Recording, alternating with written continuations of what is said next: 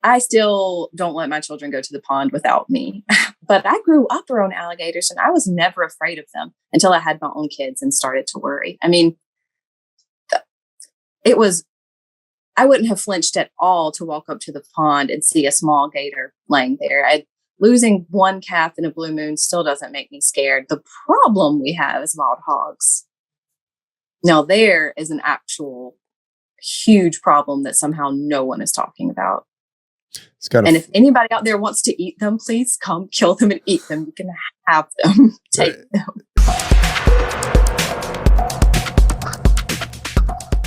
Okay, good morning, everybody. Welcome. I think we have our guest. We have a guest today, Andrea. Well, welcome. Well, thank you. Thanks you for being here. How do you pronounce it? I know there's different ways to say Andrea. How do you say that? It's Andrea. You got it right. Andrea. Okay, the southern way. You're from Georgia. Is that what I'm hearing? I am.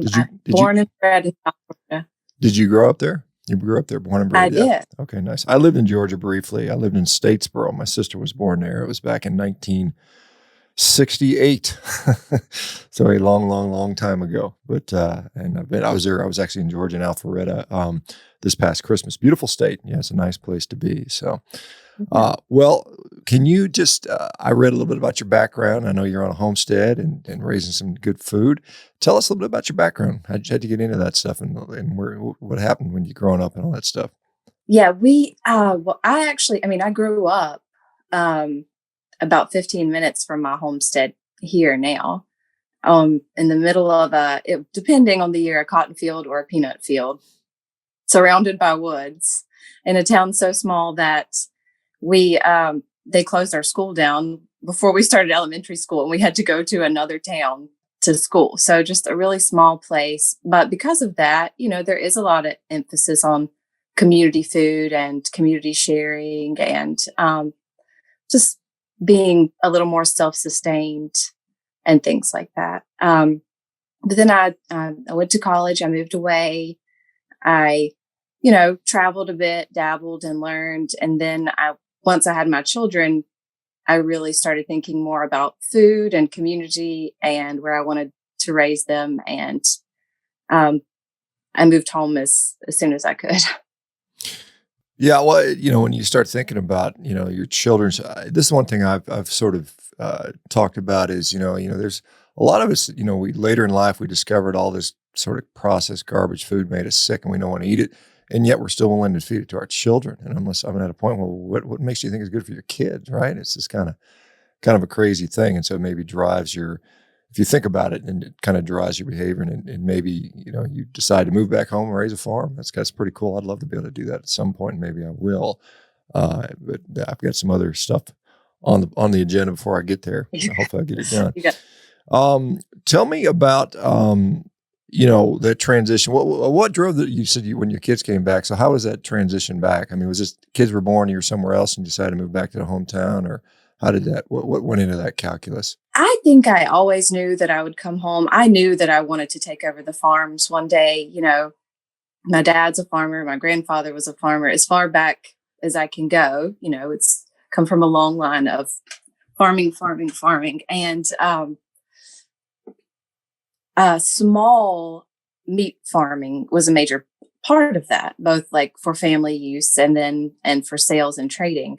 So I was kind of brought up in it. And I feel like a lot of people ask me and say, oh, you must have had to work so hard. You must have had to do so much. And I did have to work hard, but I came in with a real boost of having like already known, like people in the like cattle selling community already like grew up putting up fences, grew up, comfortable touching a cow, grew up watching deer being skinned. So I feel bad when people say that to me. They may be judging themselves thinking, well, I wanted to start a farm and I couldn't like get it going as quickly. But when you come in with such a benefit, that's a big boost. So moving home was not that hard of a transition as far as that goes. Now, I miss my delivery food. Sometimes I miss the conveniences. I miss being able to go to a show, but I would prefer to be able to walk out, onto the farm and have my freedom any day. And financially, thankfully, my husband traveled with work. So we were able to just put him an office in my daughter's room, which you're seeing now. And the internet is not great out on the farm, as you'd imagine. So I think that's maybe part of the issue. That's been a little bit of an issue too. We're a little taken away from our conveniences, but that's also a good thing. You have Yeah. to live more.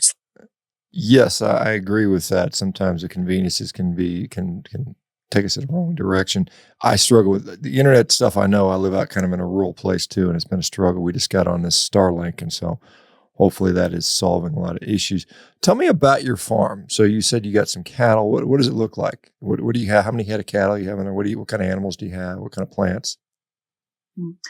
On the on my personal homestead that the kids and I live on, we just have chickens, and then we had some ducks and geese, but we are surrounded by woods, so we no longer have ducks and geese. But the kids think that they flew away to live in another pond, and that's fine. But on the big farm, that's where the cattle are, and it's a drive down the road from my house. But it's good to be able to separate work farm from home farm, I think, sometimes. And there we keep around 100, 120 head, kind of rotating. We have births, and then, we have some that need to be eaten. So it's kind of a cyclical thing. But those are the only animals we have at the house. Are you guys in selling some of the cattle for meat, or are you guys is it strictly your own food supply, or how does that work for you guys? Oh, no. Yeah. So our entire farm business model is essentially getting like wholesome grass-fed beefs directly to families. So they buy from me, they'll buy a whole cow, a half cow, quarter, eighth, or packages different. A lot of people in the carnivore community really like their custom organs packages, obviously, because it's hard to find a good supply of all of those things that people want. So they buy that to me, and as long as they're in the Southeast, I'll deliver it to them. It's much more efficient for me to just take an entire cow and put it in your freezer already cut than to try to ship it to you. And it allows me to interact with my customers and create that relationship that I think is really important. How long are your cattle on pasture? I mean, you said grass fed. Are they like 26, 30 months or something like that? What does your feed cycle look like? It could average around 2 years. It varies so much. I always get an inkling of what's going to happen based on what our summer looks like. We either have a great lush summer, or we are so drought prone that it's like, if you don't irrigate your fields, everything will die. On a good lush year, even a grass-fed cow can put on some weight more quickly.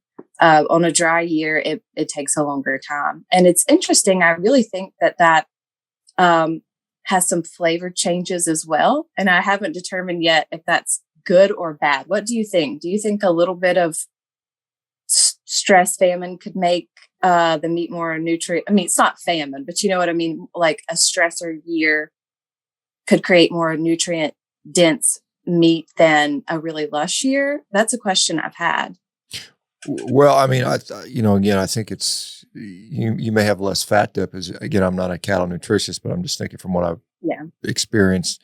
When the animals have a more diverse forage, they tend to have different flavors. You look at guys like Glenn Elzinga up in Idaho, where he's got them eating all kinds of stuff, and they taste differently. But I've eaten so many different cuts of steaks from so many different ranches over the years. I can definitely tell different flavor profiles, and some of them I can always say this came from. I can specifically say this is most likely from this particular, rancher, just because of the unique taste to it. So it definitely is going to change it for sure. I don't know that. I think the preference would be to have the rainfall and have the the easier stuff, because you don't have to feed as much. Do you do? What about the rotational grazing? I don't know if you're far from Bluffton. I know you're probably familiar with a guy named Will Harris, who's a proprietor out there at the White Oaks pasture in Bluffton. Oh, yes, He's quite yes. famous Yeah. within the world of regenerative ranching. Are you far from that area? That's kind of, I think if I'm not mistaken, that's kind of southwest Georgia, if I'm not mistaken. Right. Yeah. We're not far from them. I actually haven't been out there, but one of my good friends works with Georgia Grown and she works with them a lot. And when I was starting the farm and I still lived in Atlanta, it was really more of a, I would really love to do this. She said, "Hey, listen, let me tell you about some of the things they have going on." And so they were actually a major inspiration for me. We already did seasonal rotation. I don't, maybe some people can do it in some climates, but to successfully keep a healthy, fatty, meaty cow on one pasture, I don't see how that would be possible. So we rotate. And one thing that I really like that we do is we rotate in woodland a lot. So we don't need to clear cut. We really like to keep our woods. We like to spend time in the woods and we want to keep everything planted that we can, and, I want those woods for my children and grandchildren. So, they have nice, and then the beautiful part is they keep the woods so clean. If you want to go for a hunt or a hike, you're not up to your waist in brambles. The cows have just mowed it down. It's a beautiful cycle, once you put it all together correctly. It's interesting. I've got about 3 acres of wooded land that is covered in bushes and stuff. Maybe I get a cow out there to go clear it all out for me. That might be a fun thing to do. But do you find when they're munching in the woods, do you ever pay attention to what they're eating? Do you see that they like this and don't like that, or is there? I mean, there's some things that are clearly toxic to grazing animals, whether it's sheep or cow, and that you have to avoid. But do you have any problems with that stuff? Oh yeah, there are some things I swear I'd pay my cows to eat. Pigweeds, for example. I don't know if you have any experience with them, but they're a monstrosity weed that is actually fairly new to the region. When I was a kid, it wasn't here, and they won't eat it, but fire ants love it. So if you try to pull it, the roots are so deep, and then you snatch, and then you get a nice shower of fire ants. They won't touch that either.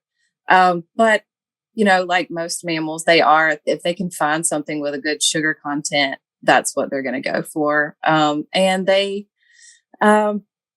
lush green grass is always going to be their favorite. When I was a kid, we used to hand feed them anything we grew from the garden that was a little old, and they always had they love like cantaloupes and watermelons, but they'll mow down any bramble. I mean, they are not very picky depending on what time of year it is. There's always the things they're going to go for first. The things with a good moisture content, things with a good sugar content. And then in the end, they might, try something viney that they might not like as much. Somebody's asked me what kind of breed, do you guys have a particular breed of cattle that you guys run? Well, this is one of my favorite questions, is I always joke and say that it's our own special breed, because really my dad and my granddad and my uncles, way before I was even thought of, kind of started noticing what cows did well on our land. Because even then, even before we were grass-fed beef, There was never any idea that they would never waste money buying feed. Back then that would have been absurd to my granddad. Put the cow out, let it eat what's there, So then they started observing, well, what cows are doing really well. And they almost started, without even consciously saying it, they started a selective breeding program. So I've got generations of cows that have kind of been raised to really enjoy South Georgia. But when I have bought, to bring in, you always want a little fresh DNA coming in. I like Charolais bulls. It's good meat.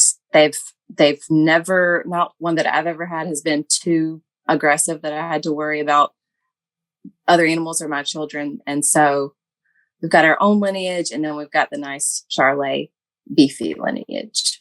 So are your cows white? Do you have white cows? And I guess the Charolais would be white, I assume. The Charolais is white, but everybody else it is a gamble. I actually love, you never know what a baby calf is going to, is going to come out like. And my family and I have a little text group, new calf is born, and you name it, because you just never, I mean, it could be red with a big white splotch, solid black, solid white. I swear we had one the other day that was so tan, it almost looked peach. Anyway, that's watching the genetics happen is a fascination of mine. It's interesting. And it always sort of, I always can tell how much people care about the animals, and you can tell that just listening to you. And, you hear people, sort of denigrating people that raise animals and saying they're torturing them and all that stuff. What do you think? What are your thoughts on that sort of speculation or nonsense, I guess? I think that, I get my feelings hurt when people say things like that to me. I'm a little bit of a softie. I had a hawk kill my favorite chicken a year ago. And she has a gravestone, and we're very fond of our animals, but life has a cycle. And the fact of the matter is that if no one ate cows would probably not even exist. They might exist in a zoo. They would not, if land and things weren't set aside for them, you wouldn't just see a wild cow. It might be like Yellowstone, where I throw and see a cow. Ooh, but I sometimes think of it like some of them are making a sacrifice so that the rest of their community can live. And I think in a way we all have to do that. But, people will say things to me like, well, why don't you just sell puppies, purebred, Great Dane? And I think, well, that would hurt my heart, but it also hurts my heart to kill a cow. It's just a necessary thing. I would never eat a Great Dane, but the fact of the matter is, I think it's a little, it's really not being very relative to the rest of the world. If you're judging what other people eat, there's probably a lot of places where people do eat animals that you think are cuddly and cute, and that is their foodways that have been passed down. That's their survival, and that's what their body's attuned to. So, I feel sad when people say that, but I think it's a very strange opinion to have from people who are always saying, don't judge other people for what they do. Yeah, I see that. And it is, I'm not sure that you get some USDA prime marbling on a dog. I don't know. I'm just kidding on that. But I mean, it is kind of crazy. I still have people that tell me that cows are being chained up in locked in pens, and it's just that this doesn't even happen. Even in the industrial side, that's not what's happening. So it's just kind of amazing that people are so disconnected from their food. What as far as obviously you got the beef side of things. You say you do some heirloom vegetables and things like that, heirloom tomatoes, or what else you got going on there? Yeah, we when I moved here, my goal was to not buy anything, which looking back as a mother of a 1-year-old and a 3-year-old was absolutely absurd. I mean, what was I thinking? But I was like, no, I'm going to move there. We will grow 100% of our food, and I will only buy coffee, salt, So I really launched into the saving seeds, finding what works for me. Obviously, I'm still buying food. I did not have an appreciation for how much we really eat. First year, I had these huge beds of onions, and I thought I just went so overkill on the onions. Put up, braided the onions, put them up, and they were gone in 3 months. So, yeah, I try to focus on fruits and vegetables that would be local here that my grandparents would have grown and used. But my main focus is meat. And do you, I know some people do, so you've got cattle on it. Do you have any other, you mentioned you have some chickens, and the geese and the ducks got sent to another location. I suspect a coyote was involved, but do you raise any other animals out on the main farm? Do you do like species grazing? Some people are able to do that, where they run chickens behind the cows and stuff like that. We're very blessed in that. Well, My we there was an experiment a long time ago with chickens at the farm, but with no people, like absolutely no human presence up there whatsoever. They were literally sitting ducks. That it didn't last at all. But we're very blessed in that we get like seasonal birds, like we call them cowbirds, that come behind and keep everything cleaned up, and they have like a really great kind of symbiosis going on.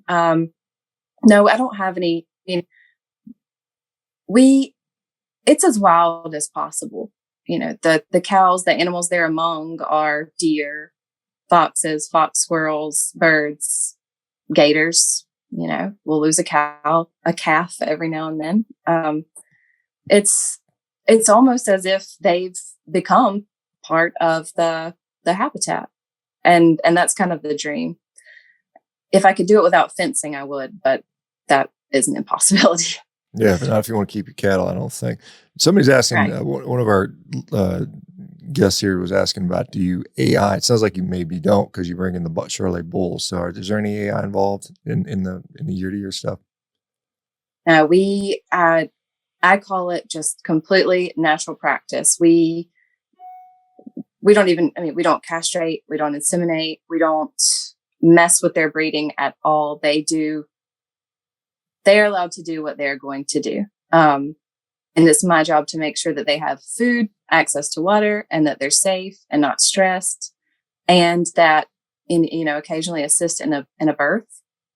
And otherwise I'm letting them do their natural job. Yeah. And do you ever I don't have any problems with the pregnancies. What do you do with parasites? Is that an issue for you guys? Do you have to worry about parasites? We've so rarely dealt with it in my family. My cousin did have an issue a few years ago, and I remarked it because it felt very new. I think that because we have a great deal of grazing land and a low population density, that we're not going to have a parasite problem. And I've never seen any evidence of it. How many, you got 120 head of cattle, and how many acres is that for you guys? It's about 400. 400. So 1 cow per 4 acres, about something like that. So you got, how many kiddos do you have? You said you had a couple kids. Two. I do. I have 2. How old are they?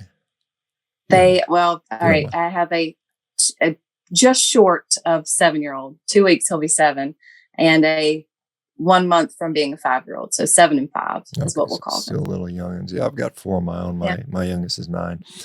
How about feeding those guys? Do you, how's their diet? Are you feeding, what are those guys getting?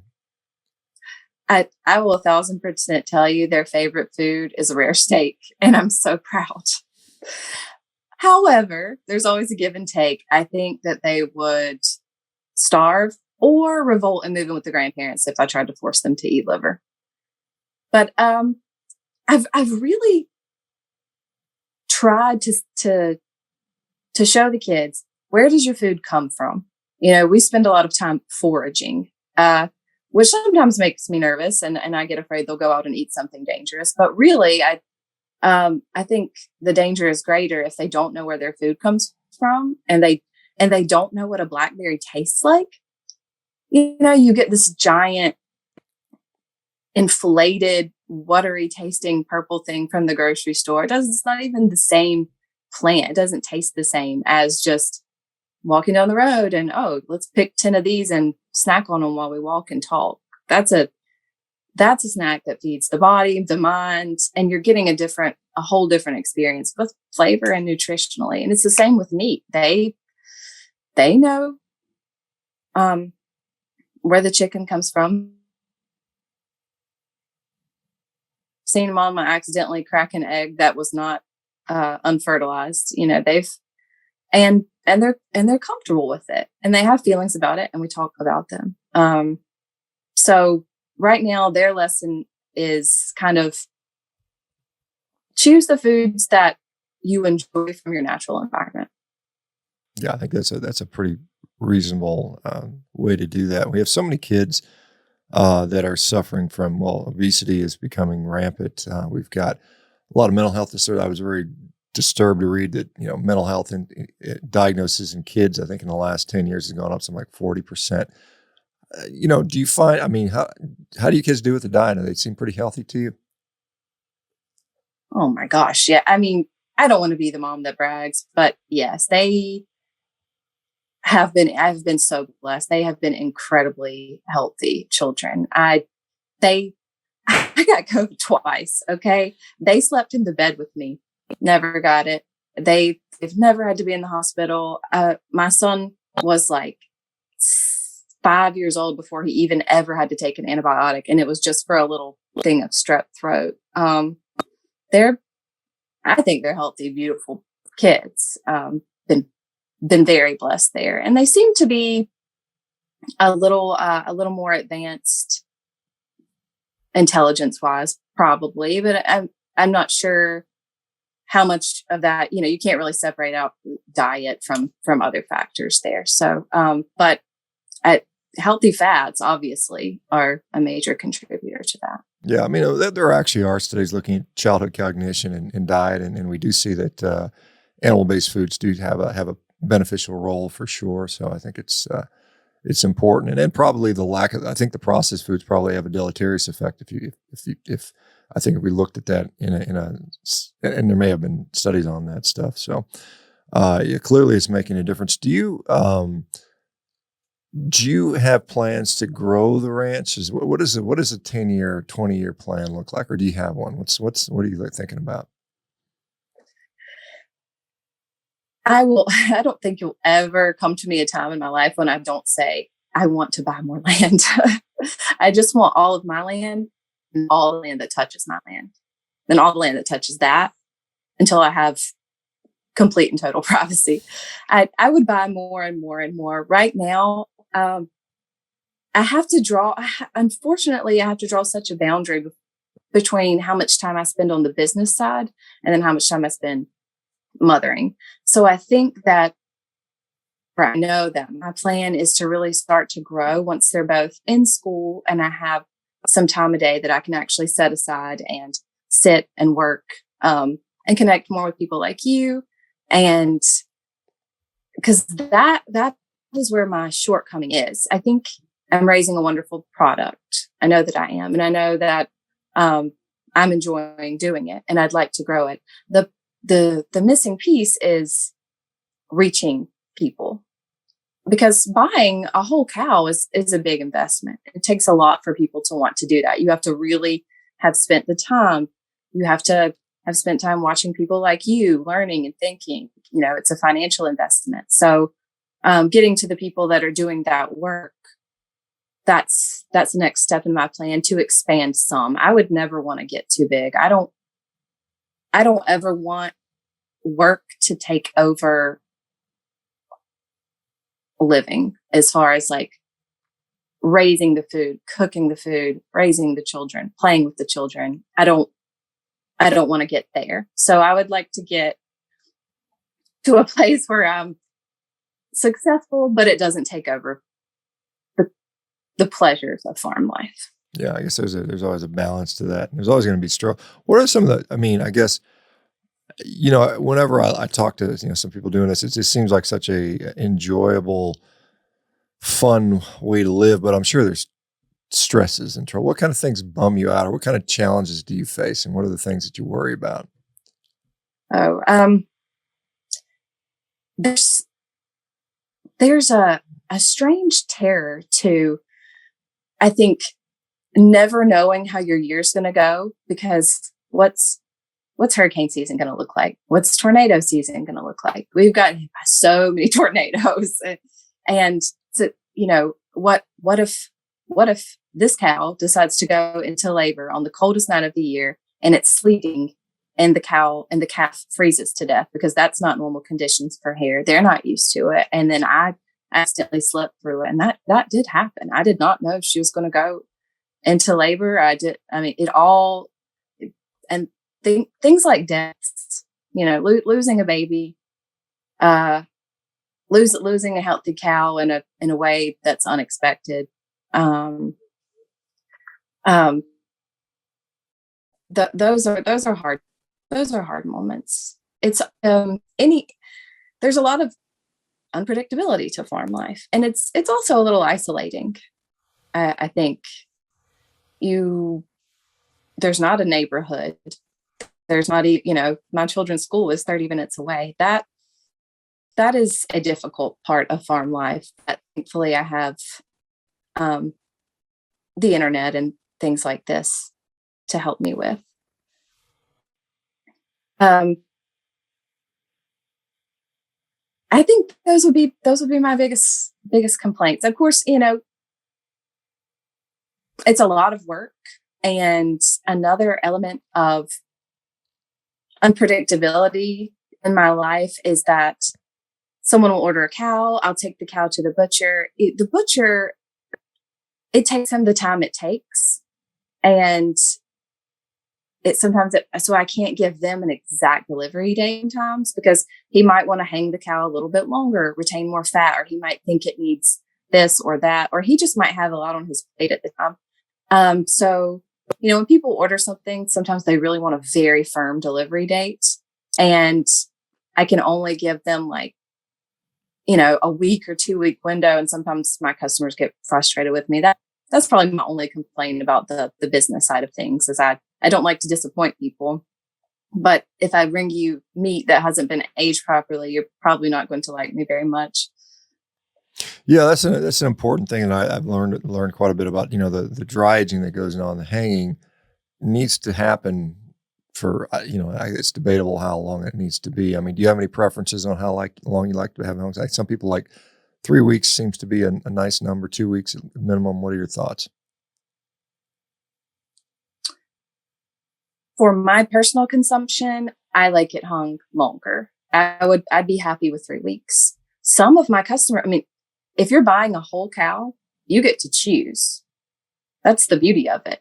Some people don't want it hung like hardly at all. They want it as soon as it's bled out, as soon as it can cut, package it, give it to them, because they don't want any rise in histamine levels.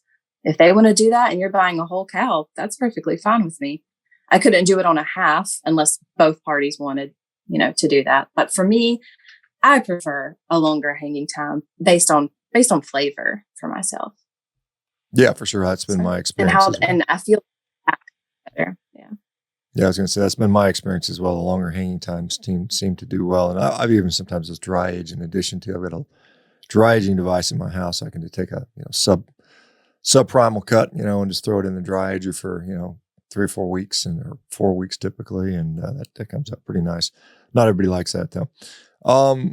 Do you find, so how many people does it take to run? I mean, it's because you got kids you got to deal with, so you got to take care of those guys, and you got your husband, I guess, working sort of remotely. How many people are employed on the 120 head of cattle ranch? Oh, me. Just you? Sole employer. Sole employer and employee. Interesting. Mostly that's true. I mean, my dad is a major help.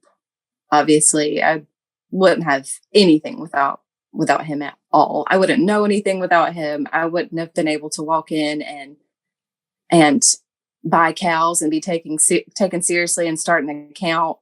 They still will call my dad sometimes instead of me. But anyway, he helps out a lot. And then I've got cousins that help here and there. And then I have a guy who's actually a local baseball coach who works with me part-time, who does long deliveries for me if I can't get away from the kids. So there are many hands helping. And then, of course, my husband helps. So there's a question. I'm the only employee. So what does your day look like? What's a typical day look like for you? I mean, what you get up in the morning, you gotta go move them, or what's a day look like for you? Well, for me, the day starts off here, and I can't really do much at the farm until I get them settled somewhere, like at school. Now it's a bit different. It's summer. They're home from school, so they're going to have to either spend more time up there with me, or we're going to have to figure something out. Every year has been so different, for one thing, because of COVID. So this is the first year my children have ever been in school. This is a switch. But well, once I'm established a pace to work, every day is so different, which is great. You might have to move fences. You might have to just, like make sure that, fix the well pump, make sure that the water's going in, just give them a couple of checks. Then so much of it is just checking and tinkering and fixing things that have broken. That equipment, fences, solar panels, you name it. That I feel like maintenance would be a great name for what I do. And once that's done, I'll try to turn my head to the business side for a little while and, connect with customers, do a little marketing, those sorts of things. Then it's time to pick the kids up, and it goes fast. It goes so fast. There's always something at the end of the day left undone, left the eggs in the coop or didn't weed the garden, always. But thankfully so far, everything, everyone's taken care of. Yeah, it seems like it could add up pretty quickly. It's a question about your processing. So do you go to USDA processor, state inspector? Because you mentioned the butcher, but there's a processing, there's a slaughter and abattoir, something in between that. So how does that work for you?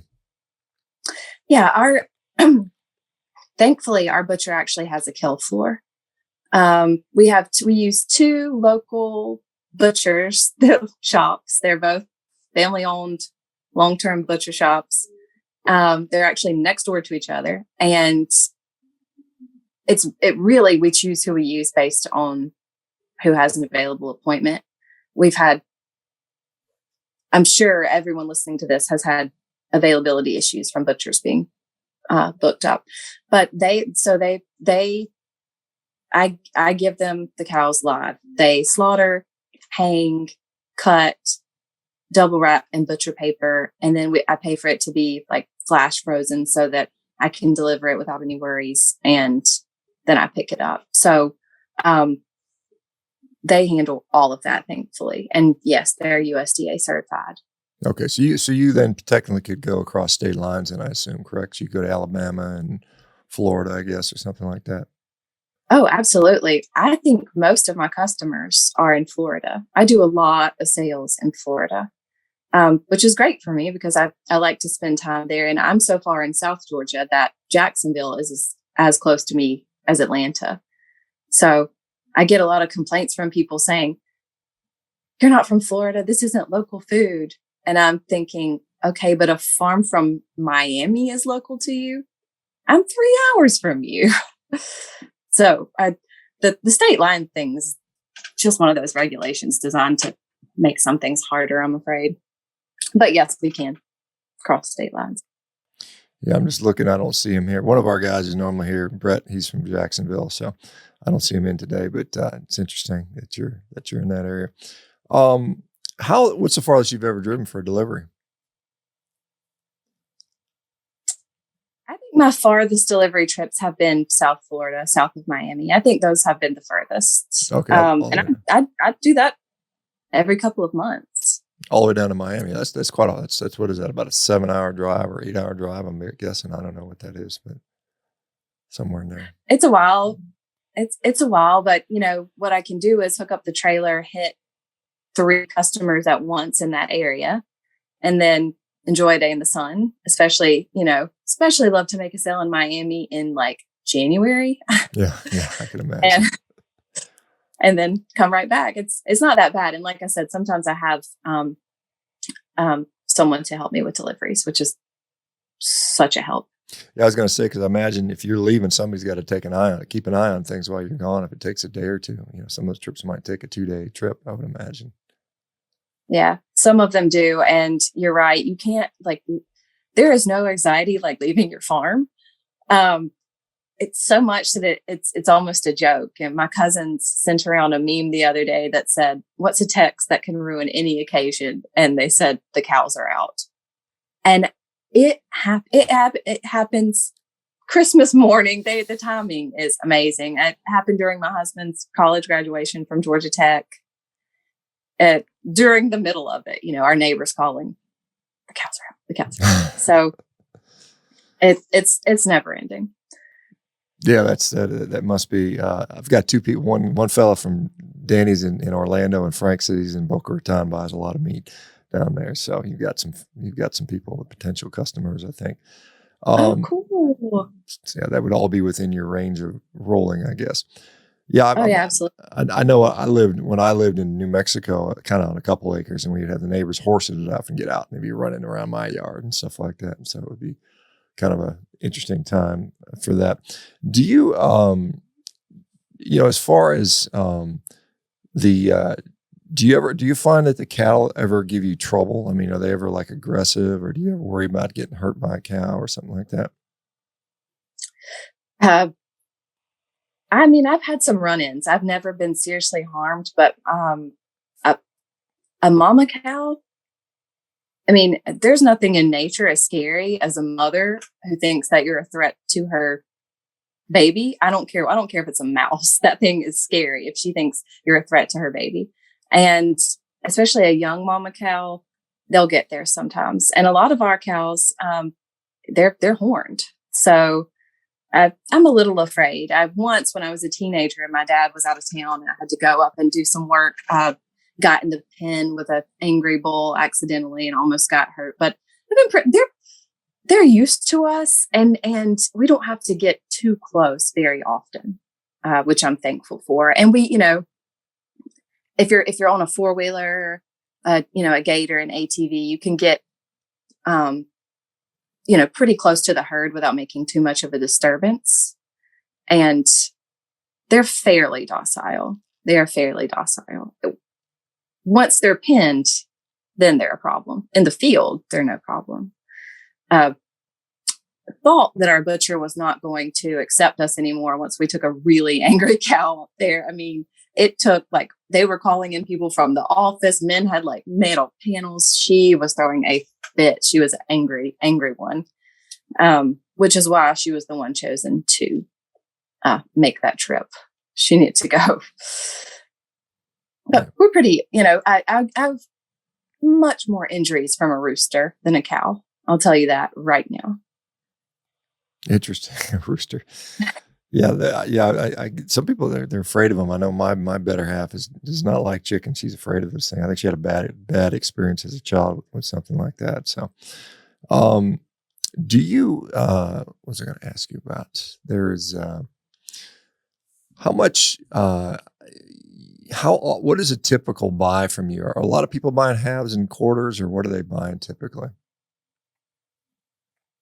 I think the average buy is somewhere around a quarter. That's a quarter to a half. That was a solid estimate. You can, when somebody's going to buy a whole cow, there's this vibe. I can 100% tell you that they've already made up their mind. They come to you and they're like, this is what I want. This is what I think. I have this question. Buy the whole cow. You can just tell they really have done all the research and thought. And I sell a lot of halves and quarters too by people who are almost there. They've thought a lot about it and they just have a lot of questions and just need a little guidance. And then the smaller amounts are generally people who are just dabbling their feet in, and that's great and fun too. And I love when I get a repeat order from them. That's the greatest compliment. Yeah, some people might want to just taste it and see how it tastes. And I want to see if I like this particular breed, because everybody has different tastes, and it's fair enough. Do you? Let me say, are there a lot of ranches around you, like other ranchers? Or are you kind of isolated with what you do? We're surrounded solely by other farms. Essentially, it takes me 25 minutes in the car to get to a grocery store. So, but I'd say about 20% of the farms around us have cows. I don't think any of them would call themselves ranchers, if that makes sense. Mm-hmm. It's almost like we all grew up. It's almost like your cows were your insurance policy. You were a farmer who farmed peanuts or cotton, or in the 80s, soy was big here, and occasionally wheat, corn, produce, whatever. And then you have literally live stock. And if you have a bad year, then you have something to sell and give yourself a little bit of a buffer. So I think that's the thing that the community still just kind of holds to. And it's an insurance policy that I've watched help a lot of people. You know, you have something cataclysmic happen, and then you have your cows to sell, but they don't sell them direct to consumer. They will sell them to the feedlots, I guess, at the local stock market, but it's great that they have the card they're keeping in their back pocket for emergency. Yeah, I was going to ask if any of them farmed in a way like you do, where you farm, full life cycle, but they're sending them off to the feed yard, which is most of what happens in the U.S. I mean, that's probably the majority of farms. Do you notice any differences in your land? Because a lot of people will talk about, farming in a more of a holistic manner benefits the land more than if somebody were doing it more kind of in a more, I guess, intensive way where it's, feedlots. So they're cow calves for 6 months to a year, and then the animal goes off. But any differences in the land that you can tell? Oh, absolutely. I wish I'd brought my dad on with me, because he can really tell the story of when he bought this particular set of property. And it had just been stripped. And then I'm telling you, gave me the greatest gift in the world, because then he spent 50 years, turning it into paradise. It's a beautiful self-sustaining ecosystem now, with a spring and a creek and forests and a swamp and ponds and big open lands. And you won't catch me being the one that messes that up. I'm going to take as great a care as I possibly can. I think absolutely there's just think about, right, you've got your cows eating your local flora, and then they're refertilizing versus they're refertilizing the whole area. They're moving around versus just them, causing excrement in one area, and then it, running off into water supplies and things. Then your water supply, maybe has too much uric acid and things to sustain good fish. And of course, we fish a lot because we want to eat from the land. So I think it's a huge, huge difference. And things like not spraying pesticides, herbicides, and things like that allows you to have more forageable foods. And, you're not killing as much wild food as you would have to before. Obviously, you still have to keep some fields clear. But if you're spraying things and that's blowing off into your woods, and you're losing all those beautiful, scuppling vines and honeysuckle, and blackberries, and whatever else could be growing in there for you. Because you mentioned earlier, losing a calf to a gator. I mean, it's something, we don't necessarily think about gators in Georgia. At least I don't. Usually Florida, everybody's aware of that. But how big of an issue is that? And do you have to? I mean, are they just running around in your swamps, or how do you deal with the gators?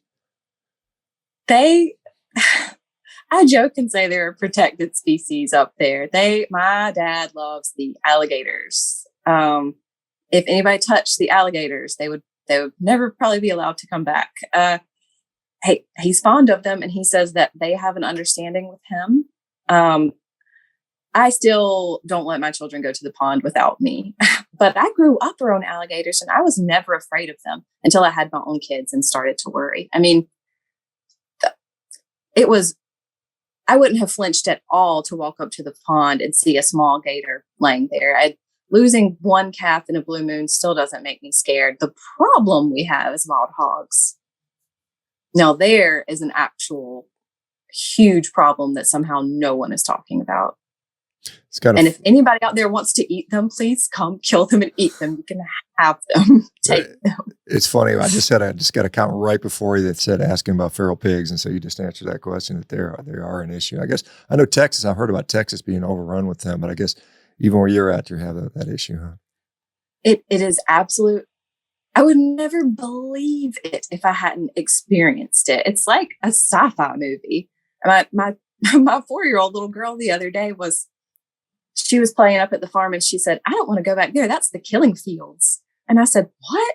And she said, that's where all the bones are. And she's right. Like when you ride through that area, like where we've had to like kill the hogs, it's just littered with bones and they just keep coming and they're violent and destructive and aggressive. And it's insane. Yeah, it seems like Killing. we could turn that into a source of nutrition for people. I mean, there's, I've seen a lot of places where they're overrun with hogs, or even like I know the axis deer in Hawaii and different places where these animals would, certainly feed people for sure. They're not as regulated, obviously, as what we have with the domestic agriculture. But anyway, you'd mentioned, there was a question about kudzu. Is that a problem there? Do you have a problem with that? We have had a little bit of an issue with kudzu. Thankfully, we're so remote that we don't have a lot of it. And it's almost like we got super lucky in that our kudzu seems to be isolated by this one area that's surrounded by a pond on one side and a field with no trees on the other side. So it doesn't seem to have spread. So right now I'm calling that a thing I don't have to worry about up prey. Pigweeds, though. Can't stress that enough. Pigweeds. Okay, I'll have to look for that. We got Frank is in here saying he wants to see if somebody will split a cow with them first, and can it hang for 6 weeks? And so maybe we'll get somebody in order, and if somebody will step up and that would be awesome. And get you another cow sold. What is you said 120? How many do you usually process a year? Like 20 of them or something like that, or what's a typical year look like for you? That varies so much by year. During COVID, people got really food insecure. And I was having to turn people away to not deplete the herd. There were huge amounts. On an average year, I'd say I'd probably average around 27. I think that's probably a safe, rounded estimate for me. Could be less. Could be more. Like I said, it's right now people, gas prices are high. People are suffering. They don't want to spend as much on food.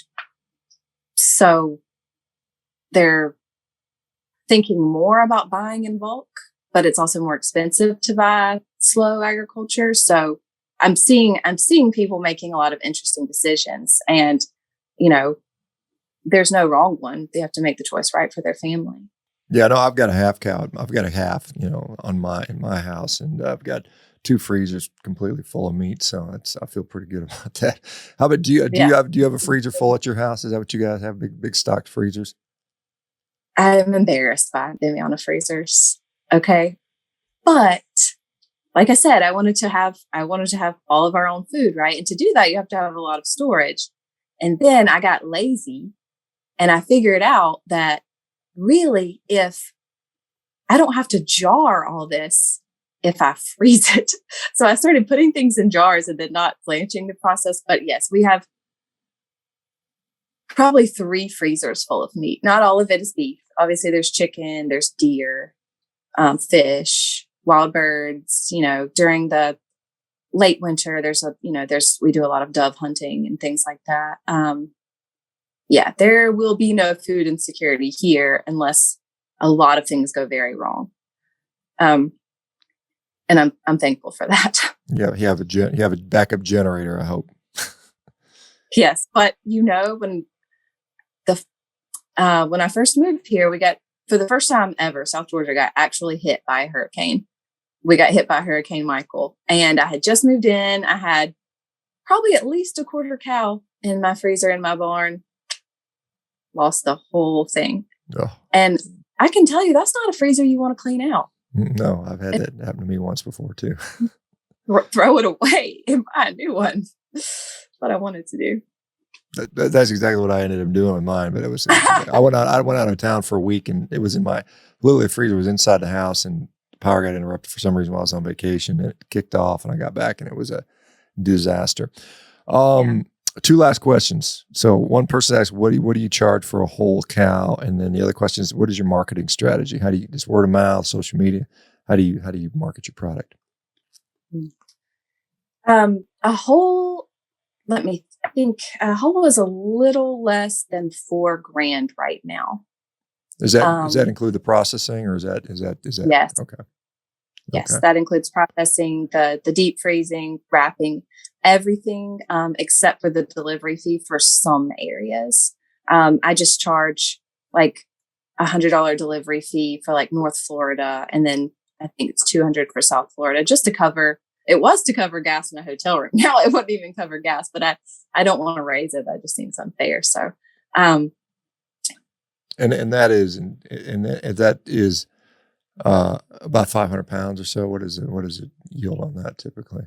Oh, it'll be a little bit more than that. We're coming in more than that, thankfully. At